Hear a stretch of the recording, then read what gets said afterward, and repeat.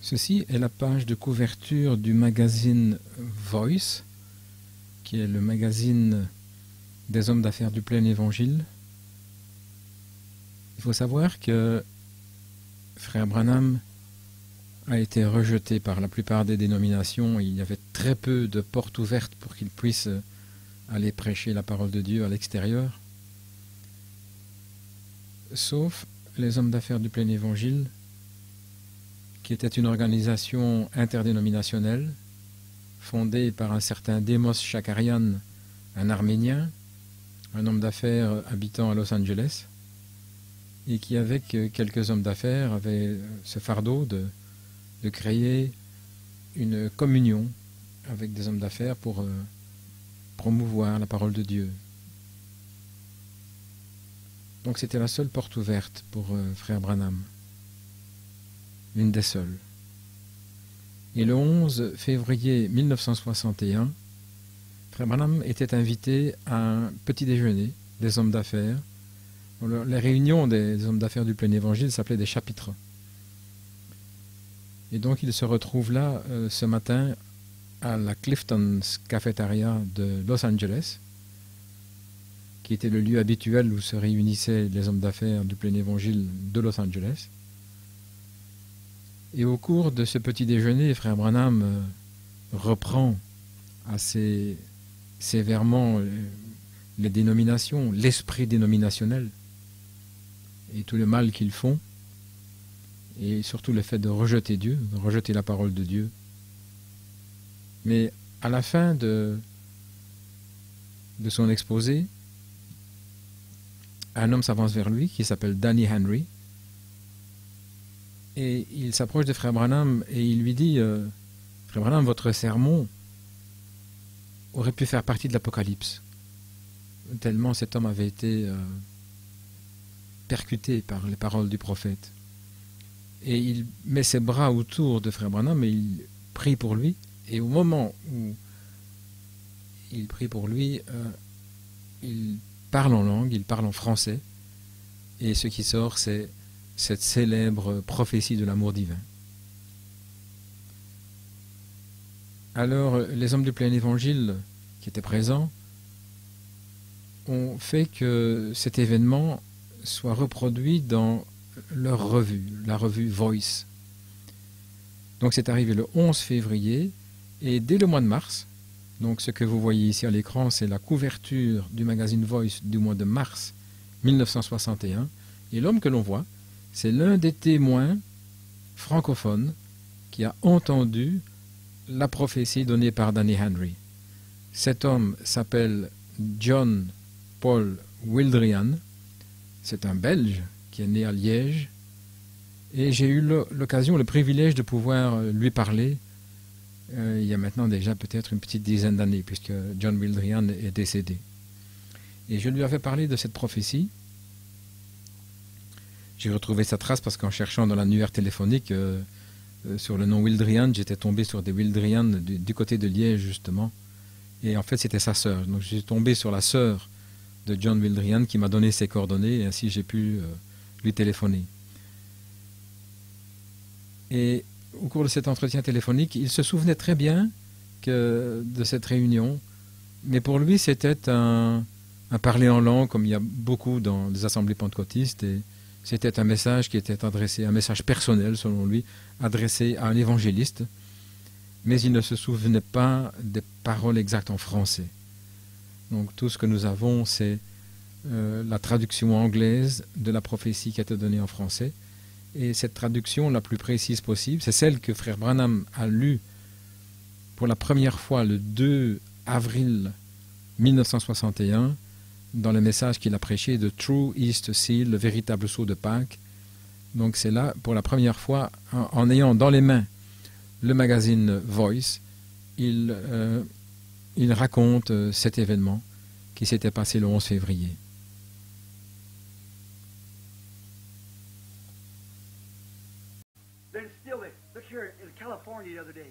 Regardez ici en Californie l'autre jour. Je pense que je peux le trouver ici. Le voici. J'étais à la cafétéria de Clifton, le petit déjeuner. Et là, un frère baptiste, après que j'ai fini de mettre en pièces les églises, leur disant comment elle faisait le mal et les choses qu'elle faisait, rejetant Dieu. Ce frère Baptiste est venu ici pour mettre ses bras autour de moi et pour prier. Et quand il l'a fait, il a commencé à parler comme en langue. Maintenant, il était baptiste, il ne savait rien du tout. Quand il a terminé, et une femme qui se tenait derrière, de Louisiane, une Française, a dit, ce n'était pas une langue inconnue, c'était du français. Et voilà une autre femme de Suisse, de Lausanne, qui parle français. J'y suis allé. Elle a dit qu'elle l'avait bien interprété. Et voilà qu'un jeune homme qui passait par là, je ne l'avais jamais vu, personne ne l'avait jamais vu. C'était l'interprète français de l'ONU. Il a dit, exactement, c'est juste. Et cet homme, vous le connaissez. Je vais me rappeler son nom dans une minute. Son nom était Henry. Je vais trouver son nom de famille dans un instant. Je pense qu'il est écrit ici. Je ne sais plus, c'est dans la revue Voice des hommes d'affaires, si ce n'est pas le cas. Ah oui, Danny Henry. Maintenant, je ne me souviens pas de cette star de cinéma. Non, c'est pas Marilyn. Jane Russell, le cousin de Jane Russell. Et il est venu, il a mis ses bras autour de moi pour me commenter, et voici ce qu'il a dit. Ce sermon pourrait être mis dans le livre de l'Apocalypse. Il a dit, c'est vrai. Il a dit, je veux prier pour vous, frère Branham. Il a jeté ses bras autour de moi, il a commencé à parler en français, et il ne savait rien du tout de cela. Et voici l'interprétation. Il l'a écrit dans le document, il s'est formulé ainsi. Ça disait, moi, Victor, D-E-D-O-W-X, un nom français, je suis un Français, et ainsi de suite. Et j'étais là quand Danny, comment vous l'appelez, Danny Henry, a donné ce message à frère Branham le 11 février 1961. Il vit au 809 North Kings Road, Los Angeles. Écoutez la lecture. Parce que tu as choisi le sentier étroit. Maintenant, vous voyez, je comprends très bien, il y a une partie que je ne comprends pas. Parce que tu as choisi le sentier étroit, le chemin le plus difficile. Tu as marché de ton propre choix. Je peux comprendre ça très bien, vous voyez. Vous voyez, vous choisissez vous-même. Moïse a fait son propre choix. Il n'était pas obligé de le faire. Moi non plus, je n'étais pas obligé de prendre ce chemin. J'aurais pu avoir de grands bâtiments là-bas, comme certains d'entre eux. Je pourrais être partout à la télévision. Mais qui me sponsoriserait pour que je détruise leur fondation? Mais une chose est sûre, je n'ai pas à me prosterner aux pieds de personne d'autre que le Seigneur Jésus-Christ. C'est exact. Je prêche ce que dit la Bible. Je n'ai pas à faire de compromis avec leurs organisations, car je n'en fais pas partie. J'ai fait le choix. Tout comme il a dit là-haut, comme j'ai été avec Moïse, je serai avec toi. Et il a donné à Moïse 2 signes de confirmation pour prouver. Et Moïse a fait son propre choix. Vous voyez, Moïse a fait son propre choix.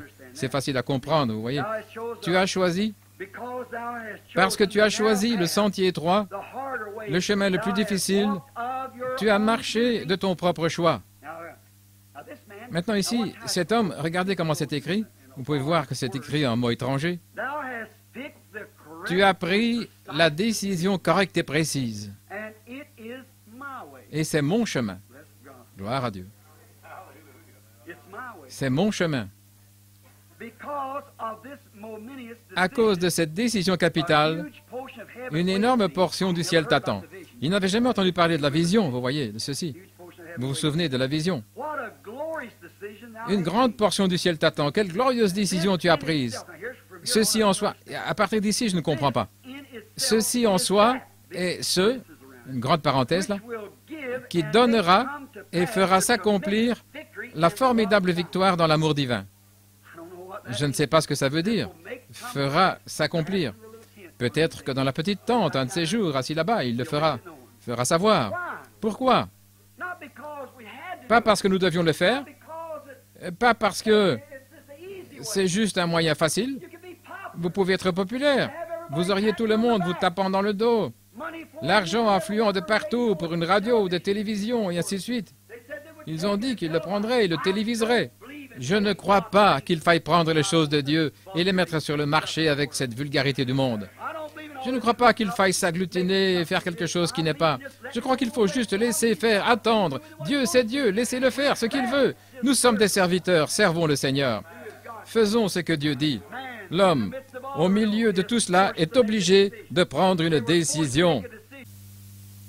C'était donc le dernier témoin en vie, en 2001, Jean-Paul Wildrian, que j'ai eu le privilège de pouvoir non pas rencontrer, mais avec qui j'ai pu parler en 2001.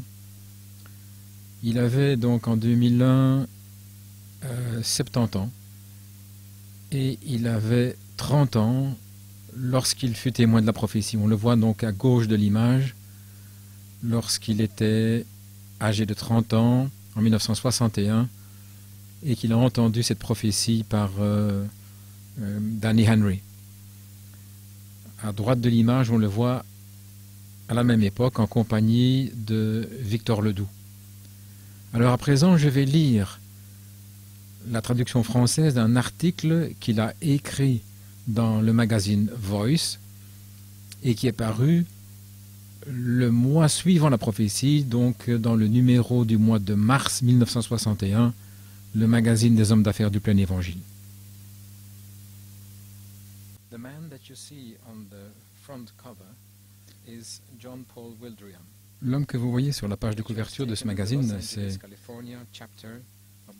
Jean-Paul Wildrian, photo qui fut prise à Los Angeles, Californie, lors du chapitre des hommes d'affaires du plein évangile, alors qu'il raconte comment Dieu lui a parlé en français, tout d'abord à Phoenix, dans une convention régionale, et puis dans un chapitre des hommes d'affaires à Los Angeles. Il était très sceptique du surnaturel, des manifestations de Dieu, jusqu'à ce que Dieu lui parle dans sa langue maternelle. Voici l'article qu'il a écrit dans ce numéro de mars 61. Le titre, c'est « Dieu m'a parlé en français ». Tout d'abord, il dit « J'étais vraiment sceptique concernant les manifestations surnaturelles jusqu'à ce que j'assiste à une convention et à une réunion du chapitre des hommes d'affaires où Dieu m'a parlé en français. » Et c'est signé Jean-Paul Wildrian, natif de Liège en Belgique. Lorsque le Seigneur a déversé le Saint-Esprit sur les disciples qui attendaient lors de la première Pentecôte, les gens qui étaient attirés exprimaient leur étonnement devant cette grande manifestation de la puissance surnaturelle de Dieu dans ces paroles. Ne sont-ils pas tous galiléens? Et comment se fait-il que nous les entendions chacun dans notre propre langue? Nous qui sommes nés crétois ou arabes, nous les entendons parler dans notre propre langue les œuvres merveilleuses de Dieu. Acte 2, versets 7, 8 et 11. Notre Dieu est le même. Sa puissance est la même. Je l'ai expérimenté personnellement quand il s'est révélé à moi de la même manière.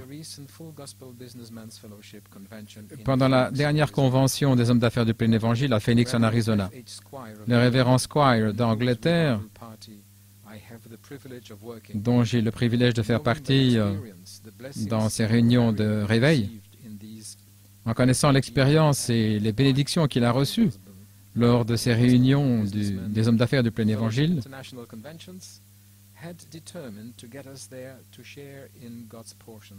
il m'avait déterminé à venir avec lui à ces réunions. Après avoir voyagé toute la soirée et la nuit pour atteindre Phoenix, je suis arrivé lundi matin à la réunion du petit déjeuner et j'étais pas mal sceptique.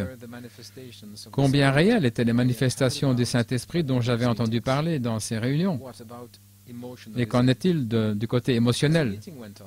Alors que les réunions se sont produites,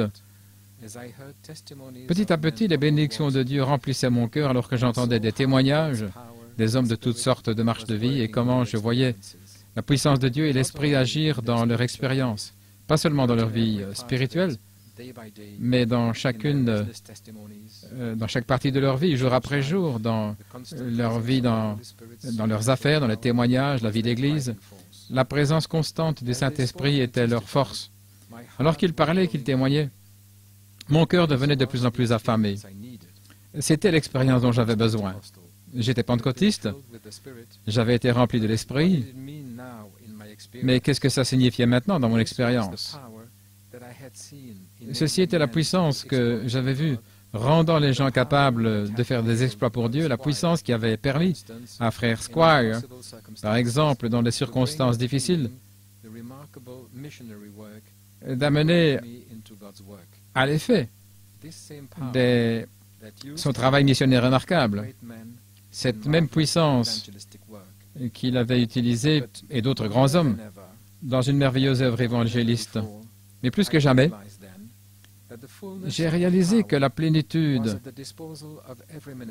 de cette puissance était à disposition de chaque ministre, de chaque homme d'affaires et de chaque chrétien, et moi je la voulais dans la plénitude dans ma vie.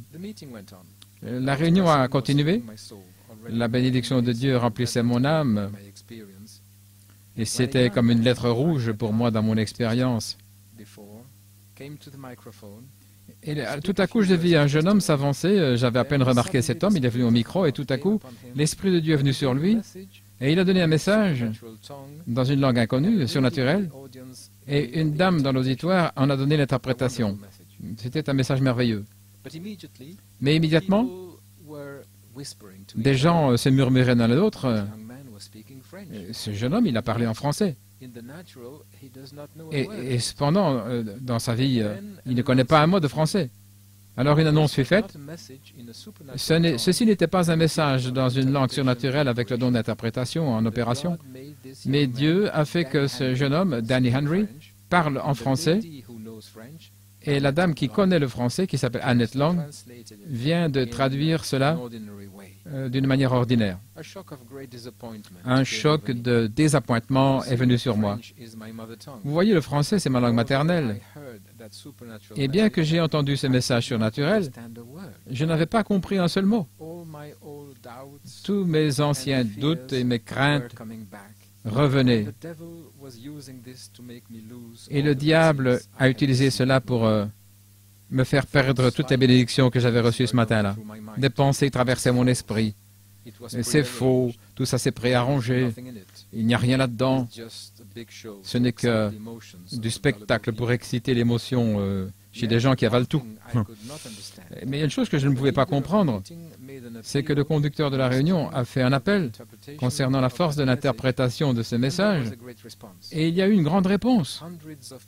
Des centaines de personnes se sont avancées cherchant la bénédiction de Dieu, le remplissage du Saint-Esprit, et je pouvais les voir s'agenouiller autour de moi, et beaucoup d'eux, j'ai dû l'admettre, ont vraiment reçu quelque chose de Dieu. J'ai décidé alors que j'allais découvrir la vérité au sujet de ce message et que j'allais dévoiler la chose si c'était nécessaire. Je me suis dit en moi-même, c'est possible que la femme qui a fait la traduction ne connaît pas le français elle-même. Je vais aller lui parler en français et je vais lui montrer combien elle avait tort. Mais Dieu connaissait mon cœur. Il savait que je cherchais vraiment une bénédiction et que je cherchais avec sincérité une solution aux choses qui étaient maintenant entre moi et la bénédiction. Dans sa merveilleuse grâce, Dieu a pris le temps d'opérer une merveilleuse démonstration dans la puissance surnaturelle pour me convaincre. Il a ainsi enlevé tous mes doutes. Tout d'abord, au lieu que j'aille moi vers cette chère dame, c'est elle qui est venue vers moi et elle a tout de suite commencé à me parler en français. Ça fut vraiment un coup pour mon esprit de critique qui était en moi, qui avait fait que je condamne cette personne même avant de la connaître. Elle m'a demandé si je comprenais le message en français qui avait été donné. Elle a mentionné à nouveau que c'était sous la puissance de Dieu qu'un homme qui ne connaissait pas un seul mot de français avait parlé ainsi. J'ai dit que je n'avais pas compris, mais il y avait peut-être une raison pour cela. Alors que nous étions en train de discuter du sujet, d'une manière merveilleuse, Dieu a continué d'agir en ma faveur en nous envoyant l'homme même qui avait donné le message. Il ne me connaissait pas, ni le fait que ma langue maternelle était le français, ou même que nous parlions de lui. Il s'est joint à nous, il a commenté un petit peu sur la bénédiction qui était sur la réunion, et puis l'Esprit de Dieu est venu sur lui, et tout d'abord, il a commencé à prier pour moi en anglais. J'étais déjà dans l'étonnement, et lorsque tout à coup sa prière a changé dans un message surnaturel de Dieu, où je comprenais chaque mot. C'était du français. Je me suis tourné vers frère Squire, qui était à côté de moi, et je lui ai dit, « C'est vraiment du français. » Alors je ne pouvais plus le supporter. Dieu avait fait quelque chose de formidable pour moi. Je fus brisé, j'ai commencé à pleurer dans les bras de ce frère que Dieu avait utilisé pour me bénir. Dieu venait de me parler en français. Merci Seigneur pour le fait qu'il se concerne de chacun de manière personnelle, pour son amour, pour sa grâce et pour sa grande puissance surnaturelle qu'il veut donner chaque jour à chaque croyant pour rendre leur vie quotidienne une démonstration et un témoignage de sa toute-puissance éternelle. Certaines personnes pourraient me demander, qu'est-ce qui a été dit? Quelle sorte de français était-ce? À la première question, je répondrai que l'expérience et le sentiment de la présence de Dieu m'ont tellement rempli que je ne pourrais pas vous dire exactement ce qui avait été dit, si ce n'est le fait que c'était une promesse de Dieu de me bénir, de me garder et de m'utiliser si je lui faisais pleinement confiance et que je rejette tous mes doutes. La langue qui était parlée était vraiment du français, non pas comme celle qui est parlée en France ou dans l'Europe francophone, mais davantage comme un dialecte français, quelque chose comme ce qui est parlé dans certaines parties du Canada français, ou peut-être des îles où on parle le français. Mais c'était suffisamment du français pour que je comprenne parfaitement, et le fait que c'était un dialecte a rendu la chose même plus merveilleuse pour moi, parce qu'une telle manière de parler le français, on ne pouvait pas l'apprendre dans une école. C'était vraiment donné par Dieu. Quelques jours plus tard, quelques jours après la convention de Phoenix, je suis allé à Los Angeles en Californie et j'ai assisté à un petit déjeuner des hommes d'affaires du plein évangile. Et là, j'ai entendu l'évangéliste William Branham dire qu'il se sentait conduit à permettre l'opération de ces dons surnaturels de Dieu à la Convention internationale à Miami Beach dans le prochain mois de juillet. Et presque immédiatement, Danny Henry est venu, il s'est avancé, il a prié pour frère Branham. Et alors, un message est sorti de ses lèvres en français. Annette Long a traduit le message et au même moment où je me suis avancé pour confirmer la traduction, un homme est venu de l'auditoire pour confirmer le message également.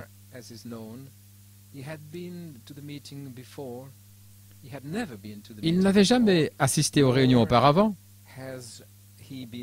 et il ne l'a plus été depuis. Il s'appelait Victor Ledoux, un Français né à Bordeaux en France, un interprète, il a été interprète pour les Nations Unies. Ensemble, nous nous sommes assis et nous avons écrit la traduction du message qui avait été donné à William Branham par Danny Henry et qui avait été traduit par Annette Long. Parce que tu as choisi le sentier étroit, le chemin plus difficile, dans lequel tu as marché selon ton propre choix, tu as pris la décision correcte et précise, et c'est mon chemin. À cause de cette décision capitale, une énorme portion du ciel t'attend. Quelle glorieuse décision tu as prise. Ceci en soi est ce qui donnera et fera s'accomplir la formidable victoire dans l'amour divin. Quelques semaines auparavant, au même endroit, Danny Henry avait donné un message en français qu'Annette Long avait traduit et que mademoiselle Marianne Buss, une demoiselle française de la partie sud de la Suisse, là où on parle le français, elle était présente et elle avait déclaré que le message était dans un français clair et merveilleux. Dieu n'a pas changé. Il est toujours un Dieu des miracles. Je ne douterai plus jamais de ces manifestations surnaturelles, car au moment où j'étais le plus sceptique, il m'a parlé en français.